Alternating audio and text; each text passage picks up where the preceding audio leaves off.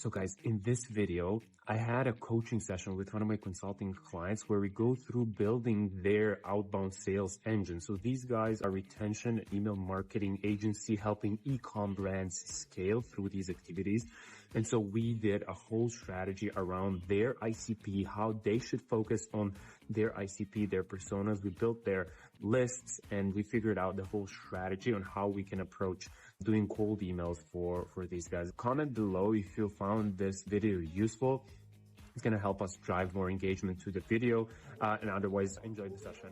First things first, every outreach process, whatever the company, it starts off from the existing social proof, from the existing clients. We want to understand the existing clients, their firmographics, the industry, the type of product, the geography that they operate in, those things. And from there, we can expand. What people usually do is they just do it too superficially. And they're like, okay, so I sell to, I don't know, beauty e-commerce brands. And that's what they go after. And that's like too superficial. You got to go deeper. What's the size of the company? How many sales do they actually get per month? What's the list size, for example? What's the, I don't know, stuff like that, like additional criteria. And that's what we're going to go through first. Cool? Okay. Cool. All right. So let's go through existing clients first, and let's see the specifics of those companies. So who do you go after in general? What's your like bread and butter type of customer?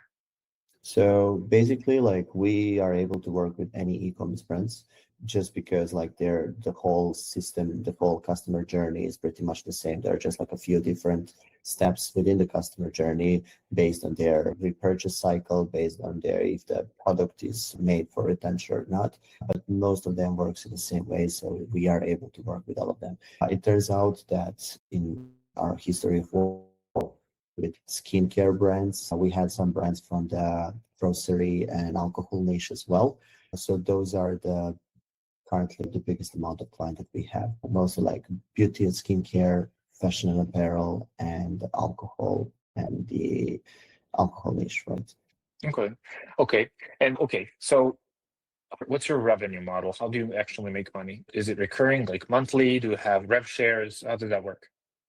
No, we never do rev share because we're providing retention marketing services, mostly starting with the email marketing service. So we do SMS, push notification, direct mail, loyalty programs, and all this. But mostly we start with the email, and most of our clients, we do only email marketing. So if I'm going to do rev share with email marketing, which means that I'm going to give guarantees that some of the things are going to reach specific numbers, some of the metrics are going to reach specific numbers, but I'm not in charge in the quality of the traffic that you're bringing to the website. I'm not also in charge of what kind of is your website optimized or not. So I will be able to convert you as a website visitor into subscriber, but I'm not in charge of like if you're high quality subscriber or not. And if I find a way how to send you back to the website with all the information I provide through email campaigns or flows, I still cannot change what's on the website. Is the copy written? Do you have good assets, videos? Is it page load speed good enough, or all the CRO stuff? Understood. So predominantly you focus on retention. CRO is not a part of the offer that you have. So in one sentence, what is your offer, just to summarize it? We help e-commerce brand to increase their retention marketing. Okay, understood. Now, from the customers that you currently have, how do you measure success? When I say who's your best client, you must have one or two top of mind. What makes them the best client? Because do they stick for long? Because you make a lot of sales for them? Or like what makes them a good client? If they're a quality lead from early beginning, in terms of they invest in their brand, they take care of the brand, it's just not like a side hustle, they're going to stick with us for a very long time. We have clients we're working with for almost 3 years, Nice. And we exist for 3 years something. They're going to stick with us for a very long time. And the main reason is because in the recent 5 years, the brands who are focusing only on acquisition without retention are not able to survive because the meta ads cost is higher, the Google ads cost is higher, the shipping is higher, everything is higher. So if you are not focusing on how to retain your customers after the first purchase, which comes with a very low price, because we are sending emails at 0.0 something cents, and we are able to get them another average order value order. Whoever is not focusing on that, they're not able to survive, not scale at all. Understood. And their cash flow is pretty much in trouble. Okay, so important note here is that the customer that you're going after has to be led by a team that is fully dedicated to the business. It's not like a side hustle type of project, right? Is that a correct Yes. criteria? Okay. Is there a revenue threshold that you're looking for when you're working with companies, or what are the main criteria that you look for? Criteria that we can actually observe that make a good customer. Right. I'm aware that we're not able to look at the revenue criteria with a full accuracy, and especially for private companies, it's possible for public companies. If I know your revenue, I would know. If I know everybody's revenue, I would know if we're more likely to close that deal or not. I would say everything below 150 is a trouble, having in mind all their profit margins. What do you mean 150? What do you mean 150? 150,000 a month? A Yes, year? 150K a month. 150K a month. Yeah. Okay, so essentially you need companies that are making at least 150 a month, so essentially above 1.8 per year, 1.8 million per year, 2 million a year. Yeah, I guess 1.5 million a year will be also okay. Like, let's say 130. If you're going to close it down 1 to 150, it's closer to 150 than to 100. Okay. If we're talking about providing a service with a full retention on month-to-month basis, not just like some small products. We had some small product clients with $30,000 a month, 50, 60. Okay. So where we set them up some things and we just let them know, okay, once you fix this and this, you will need our help, again, and then we'll reach out. Understood.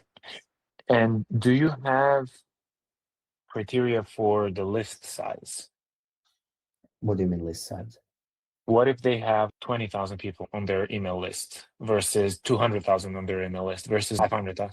Yeah, we don't have that. What I learned so far is that we want to go after Shopify Advanced and Shopify Plus, only because we are not able to accurately see what's their revenue, which means that if they're just on a basic Shopify, which is like $30 a month, it can literally me and you trying to do some side hustle, and there's a lot of low quality leads, which is only going to waste my time.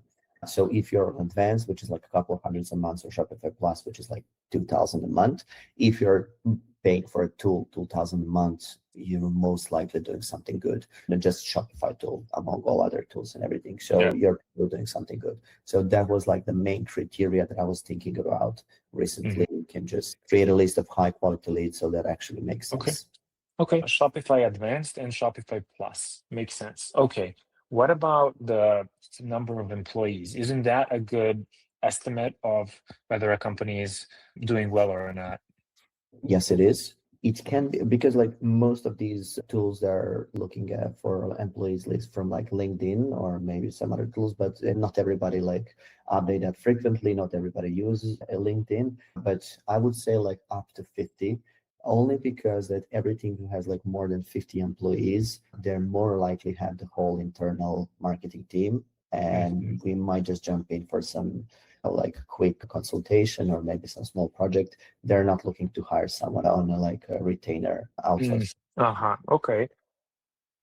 All right. So that's the upper threshold, even though I would challenge that thought, but not at this time. But okay, let's say that up to 50. What's the bottom threshold? Like 20, 30? It can literally be 3 of them, just because you don't know if it's like actually 10 or 15. They might have someone in the warehouse, they might have someone in a customer support or something like that, which is not officially on LinkedIn as an employee. It can be a single person, where if that's a single person, like whatever you scrape your information, if it's a single person but they use Shopify Advanced and Shopify Plus, I consider them as a more quality lead than if it's like the basic Shopify and there's 10 of them. Okay, cool. So let's go back to the existing clients.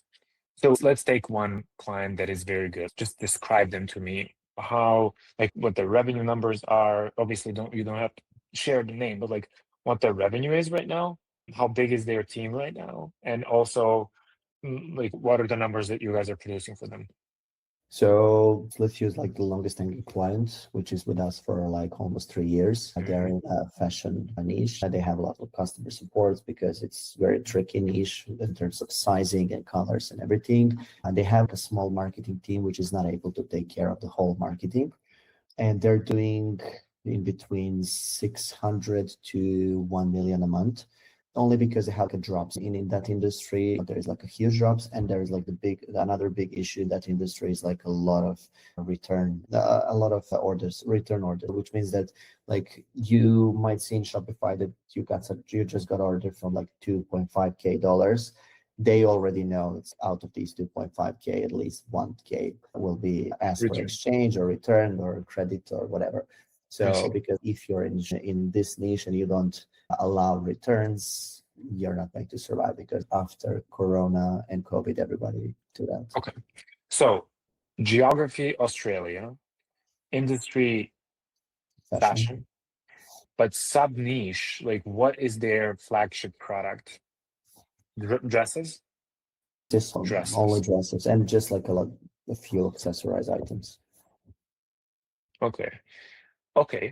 So that's useful. So they're doing anywhere between 600K and $1 million. So around 8 to 12 million a year business. Let's call it $10 million a year business. See, like that already is a sign that like a business at that scale is better and is your client for longer, simply because they have more revenue and they can support like a retainer for a longer period of time. And they're not necessarily reliant on you generating all the revenue that they can then use to pay you. That makes a lot of sense. Do you have another client that is similar, of similar size, and that they've stayed with you for as long, or at least a year plus? Yes, we have one alcohol business from the UK. They're doing that's very seasonal business. For example, that this Q4 they were doing like 1.4 million pounds, and then like in this starting the Q1, I already see that's gonna be like around 700,000 pounds. But they're growing year after year, and email marketing plays a huge role in their marketing mix, because alcohol business is not very Meta ads, Google ads are not very cool with alcohol business and advertising alcohol. So they're very limited with those things, and we have much more space to advertise each category, producer, specific drop or whatsoever. Yeah, via email rather than, and I can assume that it's very hard and expensive to acquire a customer in that niche. Therefore, retention becomes even more important. Okay, so I will just note this down. Two things. One is it's a seasonal business, very seasonal business, which means that let's pin that. And then also Meta ads and Google ads, like acquiring new customers in that niche is extremely hard. Therefore, retention plays a huge role. Why this is important is because these are specific pain points that any company in this niche is going to be very familiar with, that you can then mention when you're reaching out to these people and show your expertise and show you as a person of authority in their niche. So you can show that you actually know them. When it comes to the dresses, you also mentioned there's like volatility. Is it driven by seasonality or simply by returns and refunds? No, it's driven by the attention they're getting. So you have a new drop out of 15, 20 new dresses. Okay. Girls are like jump on the website, they say, oh, I like it or not, or maybe even order and then return everything. And then you cannot advertise a single collection more than 30 days. That's why they have to have like at least 10 to 12 new drops every single year. And you will just see, okay, this new kind of old collection is going down, so we have a new collection, and it's up and down all year. Okay, so they have like different collections. What kind of dresses are we talking? Like sundresses? Are we talking like It's a little bit more high-end dresses? High-end dresses. Yes.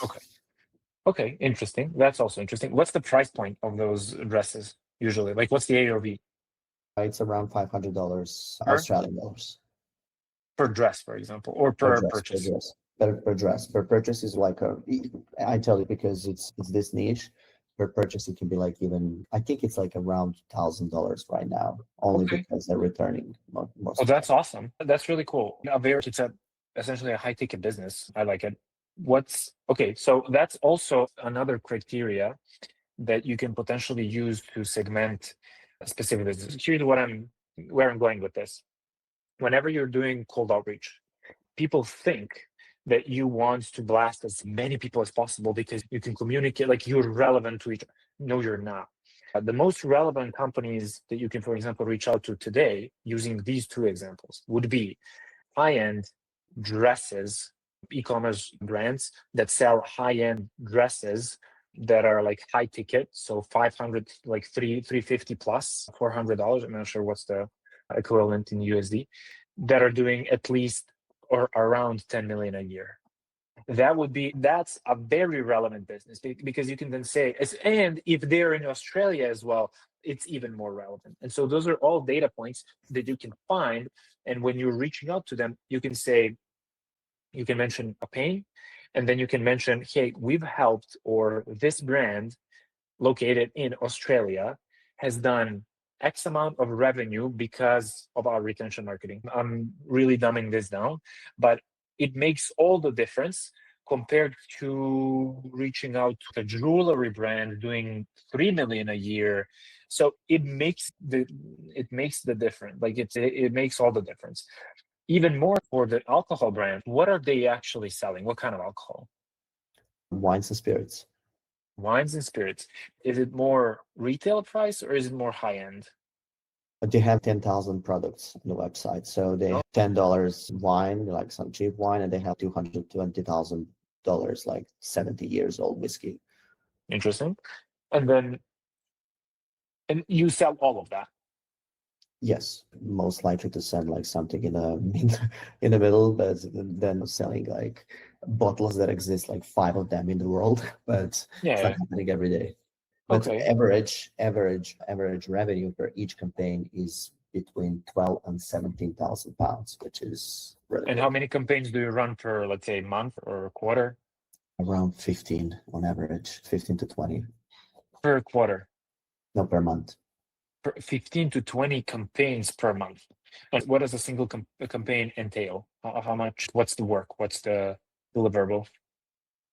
What do you mean by that? Sorry. So, like, how many emails is in a single campaign, and how many days? One campaign is one email. Oh, okay. No, sorry. I thought that one campaign is like one promotion, and then it runs for like 5, 6, 7. Okay, so you're saying 15 to 20 emails per month? Oh, okay. Hold on. Are you saying that you're making them $17,000 per email? Around 15 to 17 per email. That's a huge number.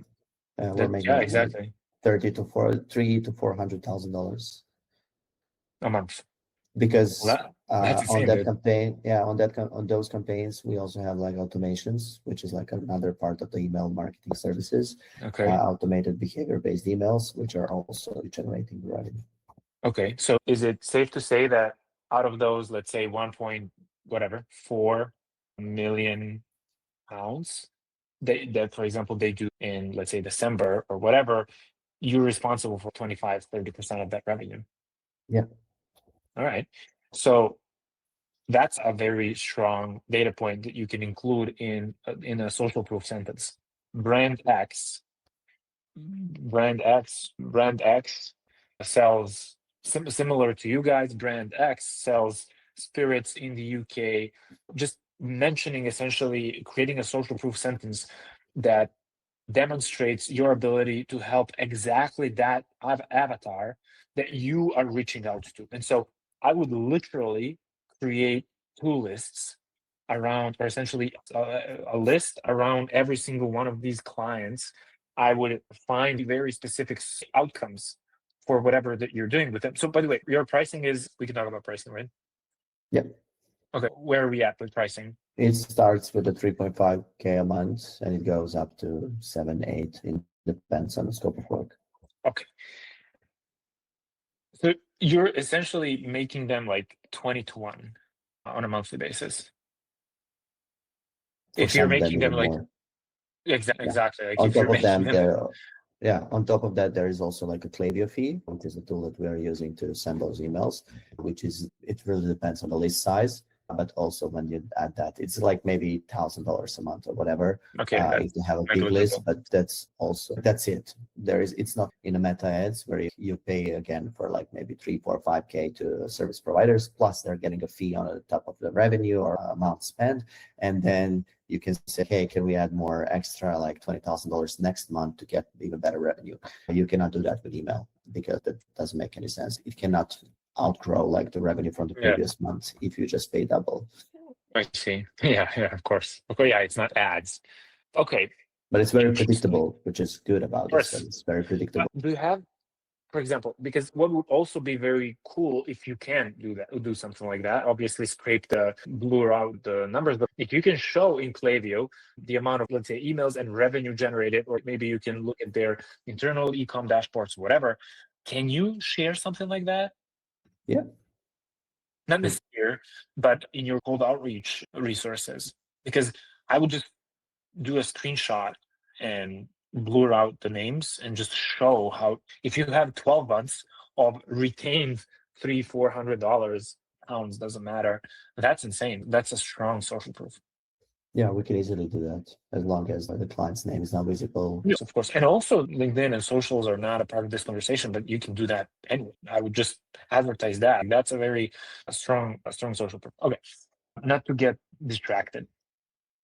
So you have exceptional results. Like, how many clients do you have that have these results? Like, even if it's just those two, you can crush cold outreach with this.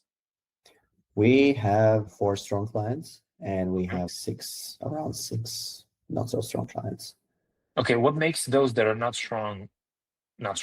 I think it's just their dedication to their brand. Why are they not dedicated enough? I have no idea. Hold on. Okay, let's look at their firmographics, because what are it's just their understanding of what's necessary to be done for what's their revenue? Industry. What's their revenue? Most of them are below 100. Yeah, exactly. Below 100 a month? 100 a month. Yeah. Okay. And the other two that you have strong results for, what's their revenue? More than 250. Okay. So they're in the million. So they're in 3+ million. Yeah. Okay. And whoever is like more than 250 a month, it means that they're really at least try to understand how, because e-commerce sounds very straightforward, but it's definitely not. There are like so many things you have to deal with. And if you and me would just start another e-commerce, we will just understand after 3 months that we have no idea how to deal with 90% of these things. You're good at copywriting. We might have good connections with the factories. That's all we have. And there's like a lot of things that actually requires like a full-time work. Yeah. Okay. It seems like there's a pattern here that companies that are doing around 10 million are really good clients. Companies that are doing like 3+ are pretty good towards great, but like below the 10 million ones, which kind of does make sense. I think that's the rule in any business. So I would just, for cold outreach, I would just focus on the best clients and in that order. So I would go after the best type of clients, which means, and essentially it does come down to their revenue levels, not because of the amount of money that they're making, but because of the people who are able to generate that revenue, because they understand what's necessary for the business. Now, this isn't something that I usually talk about, honestly, but I think you have a huge opportunity to charge far more than what you are, at least for those bigger ones. But anyway, going back to cold outreach. Now that we know what kind of customers we would go after, I would build a list around these types of customers. So let's say we take the dresses brand from Australia, doing 10 million plus, right? Around 10 million, doesn't matter. We can put 8 to whatever. That's our sweet spot. And I would just build a huge list of the companies as close as I can to that type of business. The campaign itself is fairly similar. It's fairly simple. It would be like 2-3 emails where you would just literally showcase your results. Email number 1.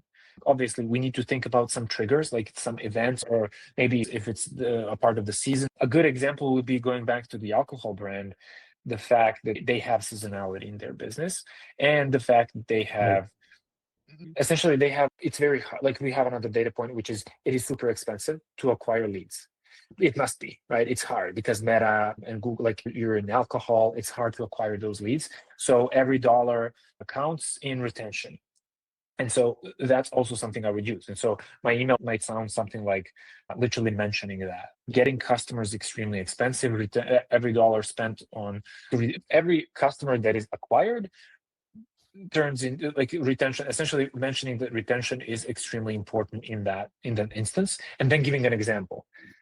This brand who's doing, I don't know, 10 million a year, if you can mention something like that, or maybe you can say a customer of ours doing 10 million a year selling dresses just like you guys, is making anywhere between $300 and $400 per month just through a retention that we're doing for them. Would you be interested to learn more? That's the message. Email number 2, again, considering that retention is the biggest part of your marketing play, here's a good example of how retention marketing towards, and then you list out all their data points, like retention for a dresses brand that's doing around 10 million a year, blah, blah, blah, is doing. And then you plug the screenshot. And then another call to action. Would you like to see how we achieve these results for our client?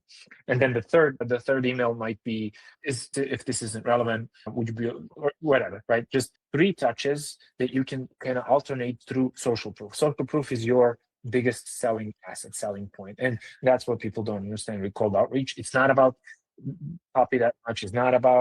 It's literally about social proof, that you can build that instant trust, at least enough that they are interested to sit down with you for 20, 30, 50 minutes, an hour, okay? See, that would be my approach. Now, I have no idea how many of those types of businesses are. And obviously, you can expand. You can start, let's say the spirits brand is in the UK. Okay, so you can target all the spirits brand in the UK in that sort of range.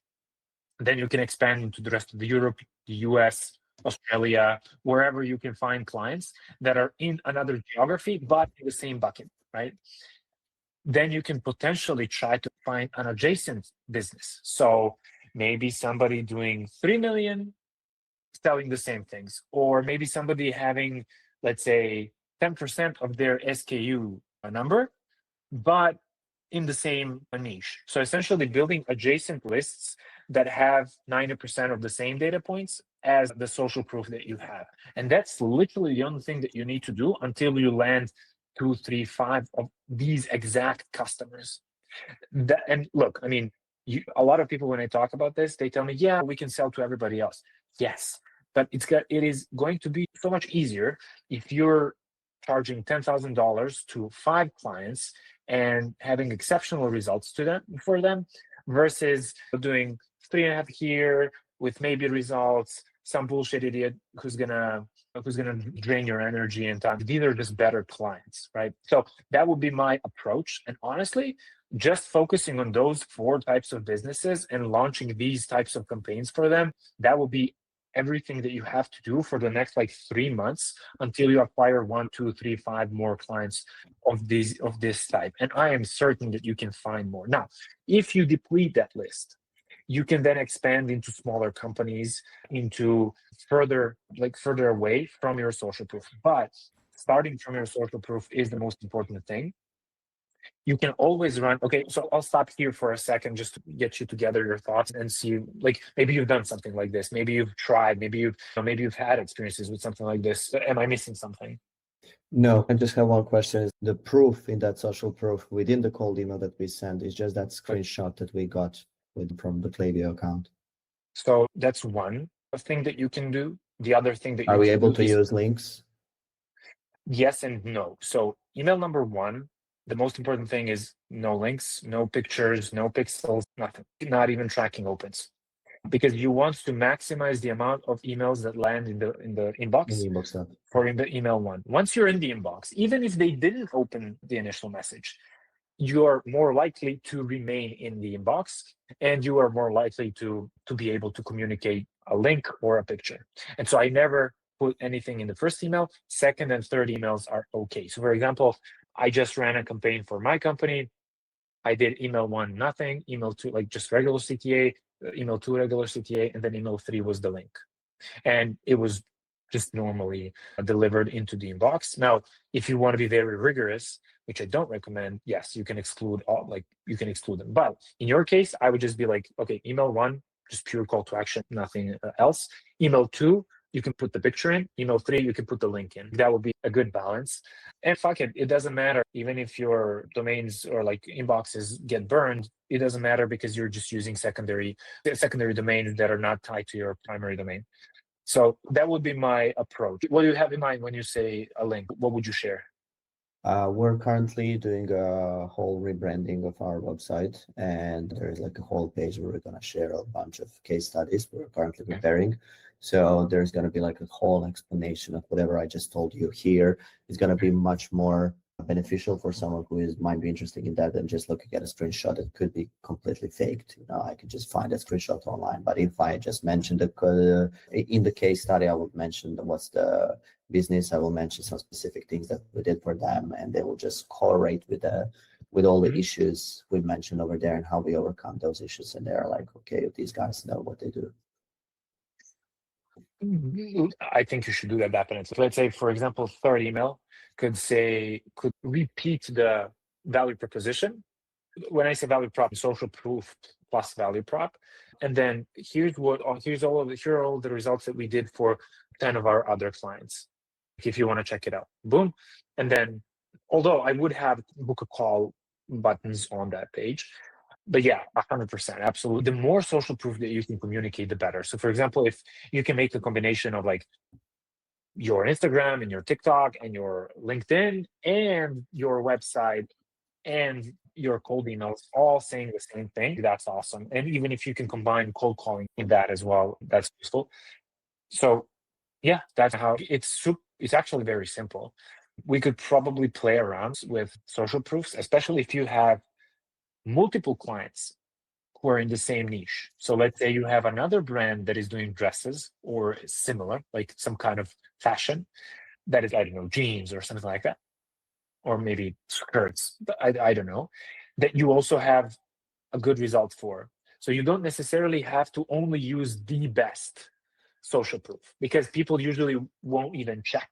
They'll just be blown away by the results. And so even if you have a client you're making them $20,000 a month, you don't necessarily have to mention that.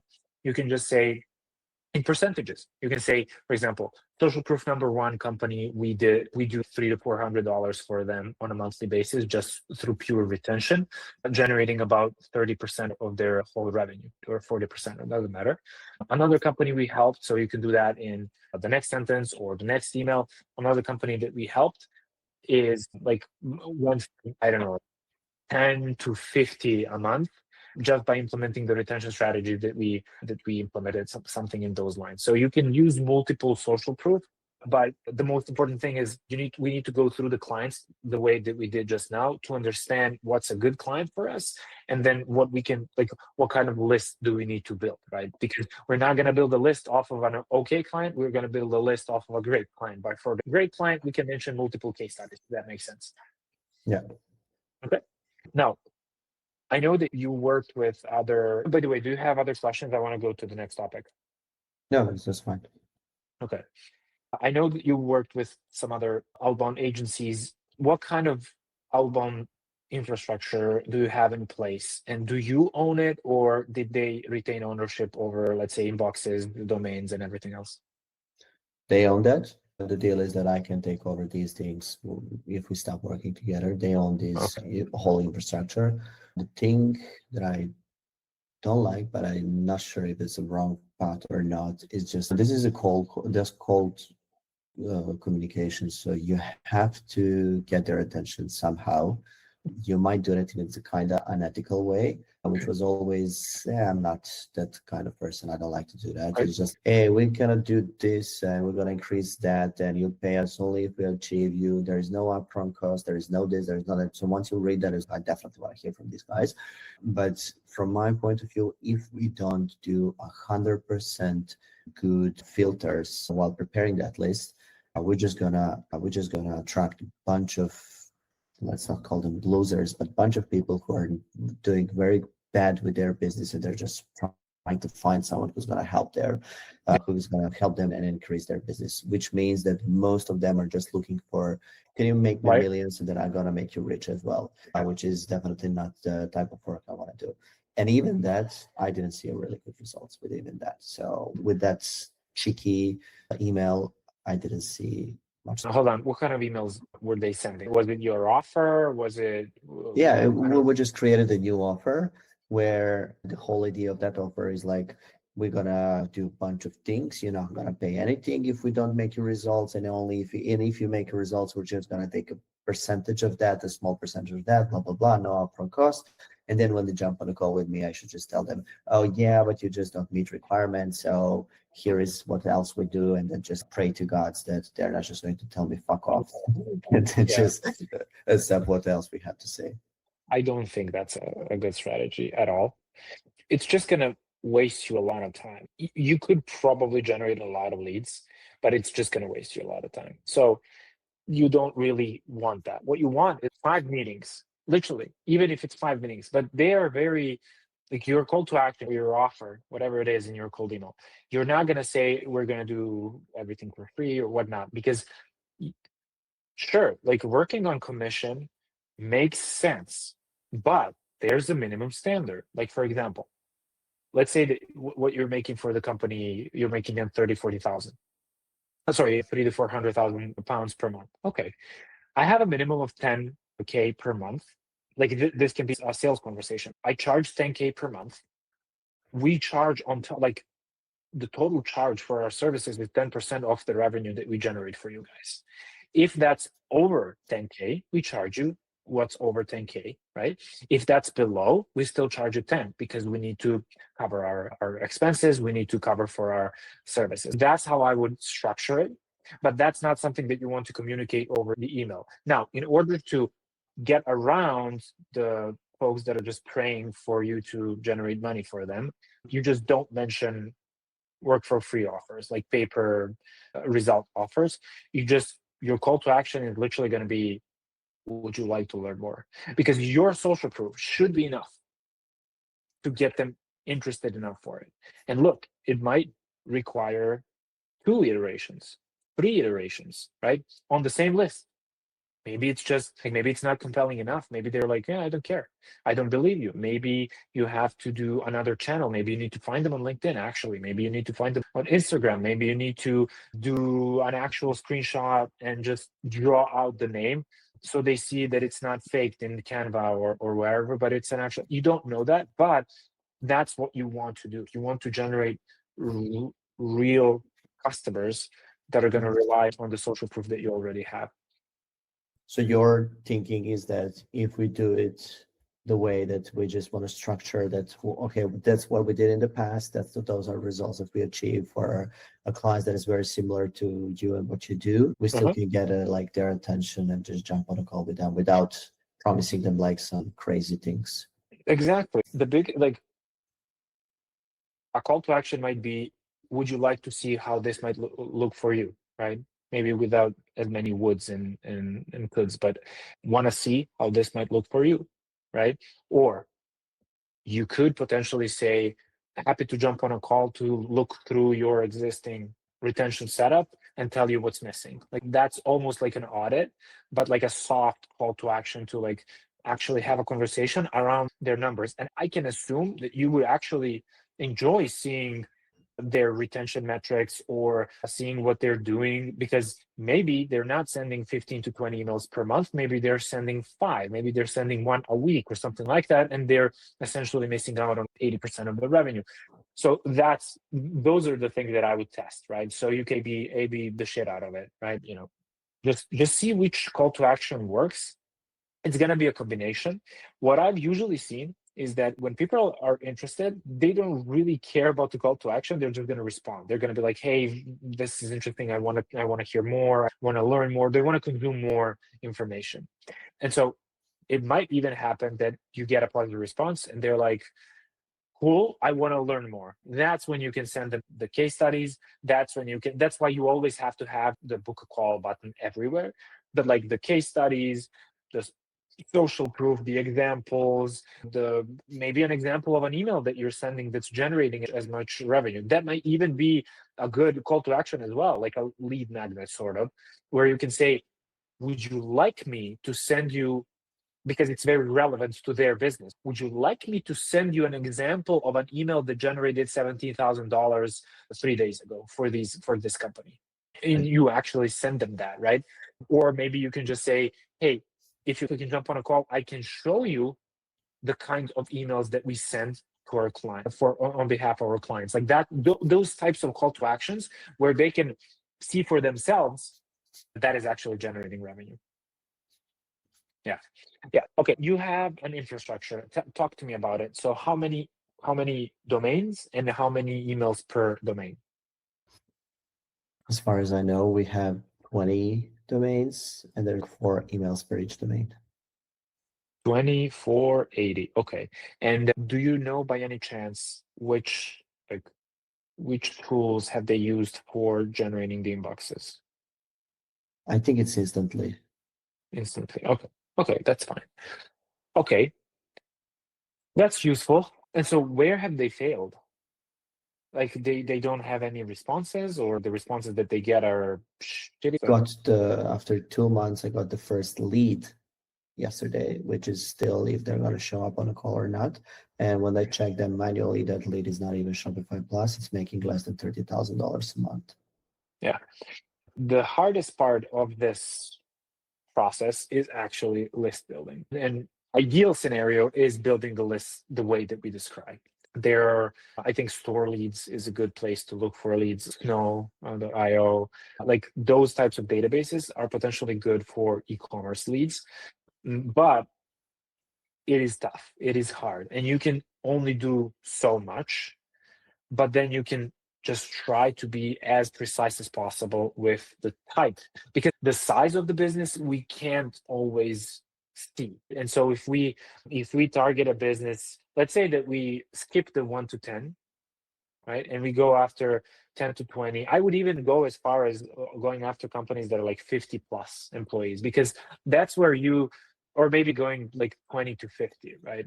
I would just skip the bottom side of that range, because you're just gonna go after potentially the smallest ones. And I agree, there are some that might fit your criteria, but in the upper part of the range, you will most likely have all of them that fit your criteria, at least better and more, right? And imagine this, imagine reaching out to somebody who is doing actually like 5 million or maybe 4 million a year, and you're talking about making an additional 4 million a year just through retention. That's just exceptional. That's a very strong and compelling reason for them to talk to you.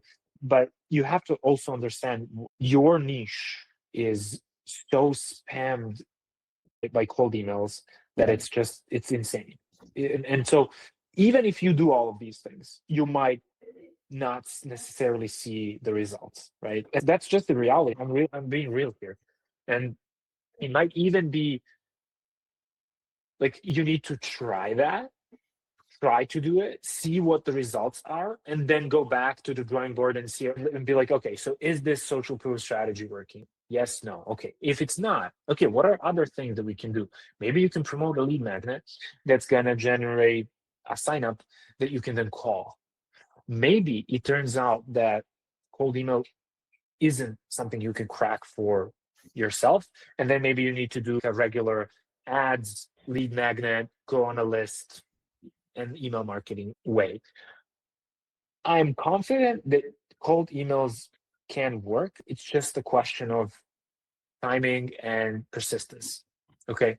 But this is the best shot that you have. So focus on the strongest social proof and literally do whatever it takes to get them on a call. Find multiple people. And obviously, there's that, multiple people, right? A marketing leader might have one type of message. Maybe it's more KPI driven. Maybe it's more technical. A founder might be more interested in the higher level, like 300 to 400 a month type of thing that you're producing. So all of those things, again, is something that needs to be tested. It's not like a boom, send the campaign and be done with it. Just keep your legs back and just wait for it to fill your calendar. That's the tough part, honestly. And the guys that you're working with, like it's, you and I talked about this before, but it's, if it doesn't cost a lot, it's probably going to that type of service. That's why I think you should charge more. Because the things that you do for your clients, and even if it was ugly, but like the results that you're making them, that's just insane, dude. Who do you know who can tell you that they're making $300 to $400 pounds, doesn't matter, for their clients? That's really insane, man. That's so exceptional. Like I would even go as far as just do a YouTube and just share what you're doing and like how you did it, and people are gonna come, even though they're gonna copy your emails. But that would essentially be my approach. And it's not too complicated. Like, you already have everything that you need. You have Instantly, you have the domains and inboxes in Instantly, as long as they don't fuck it up. You can use that. And on top of that, you just need to create a very detailed list. That's all you need. The copy, in that sense, doesn't really matter that much. The most important thing is going to be the results that you did for your client. Right? Okay, so what's the structure of building that list? So the next step would be to clean that list. So you need to find their emails. If you already have the emails from the database that you just used, you need to verify that the emails are actually good. You need to find the right people. So I would go after, obviously, the CMO, maybe the VP of marketing, doesn't matter, depending on the size of the company, as well as the founders. And so those would be my folks to go after, find their emails, validate their emails, okay? Try to find even their phone numbers. Like, fuck it. I would just, because like, essentially you have 4 clients, right? Even though you have 10, even though you have 15, doesn't matter. But like, the right type of client, there's 4. And so you need 4 more or 10 more or 20 more. And so whatever it takes to land one it's going to be worth it, because you'll just make so much more money when you land them. And so I would even try to find phone numbers. Okay. And then for those whose emails bounce or are not actually good emails, do not validate, go in another tool and try to, for example, Apollo, or we can use Clay to find, using other tools. There are other tools, right? Try to find as many emails as possible. Try to just find as many emails as possible out of those people. And then it's a thing of like just building out the campaigns. And the copy, I would honestly have a marketing oriented copy and founder oriented copy. I would start with the founders, because it's just, you can just communicate on a higher level, founder to founder, etc. And that's it. Just rely on social proof. And yes, we can have separate sessions that are going to actually, like, we can work on the copy.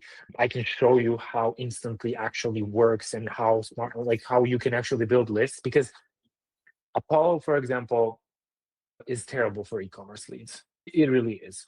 It's better for agencies trying to find agencies, trying to find SaaS businesses, trying to find like service businesses. Like, that's fine, because they're all on LinkedIn. But e-commerce businesses are not so much, and you know this already, they're not as much on LinkedIn. And so you need what's a the database. Difference than in store lead, how they generate? Yeah, I'm not sure.